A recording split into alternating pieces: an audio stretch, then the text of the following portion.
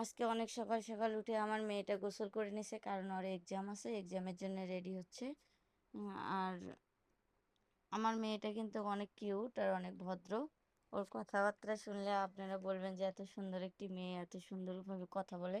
এই মেয়েটাকে রেখে আমি প্রবাসী ছিলাম দীর্ঘ 4 বছর। অনেক ছোট রেখে গেছিলাম, আর বড় হয়ে গেছে আমার বোনের কাছে ছিল।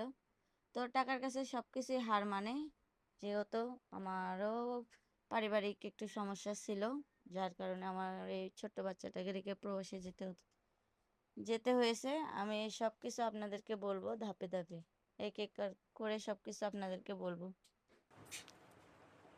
রেগুলার সকালবেলা এভাবে ওকে রেডি করে দিতে হয়। তো আজকে পরীক্ষার জন্য অনেক অনেক জলদি জলদি রেডি করে দিচ্ছি ওকে, কারণ টাইম শর্ট হয়ে গেছে গোসল করতে করতে খাইতে খাইতে।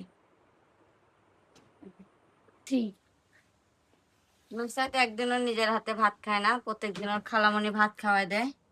মাঝে মধ্যে আমার টাইম মিললে তো আমি খাওয়া দিই, আমি মাঝে মধ্যে খাওয়াই দিই। আর আমি ওর খালামণি অনেক সকালবেলা উঠে রান্না করে, ওরা স্কুলে যাবে তার জন্য।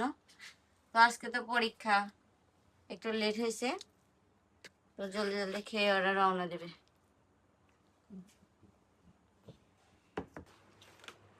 নাও গাড়ি ভাড়া 40 টাকা দিলাম, কি কি করবা? আমি আমি যদি আমি যদি এখান থেকে যাই তো 20 টাকা নিবে একা একা গেলে, আর একা একা আসলে 20 টাকা নিবে, তো 40 টাকা। এখন আমি আমি জানো হাঁটিয়ে যাব হাঁটিয়ে আসবো, তাহলে আমি পুরো টাকায় খেতে পারবো। তাই 40 টাকা খেতে পারবা? তাহলে আরো 10 টাকা দিচ্ছি। আর আমার মেয়ে স্কুলে যাওয়ার জন্য রেডি, চলো চলো।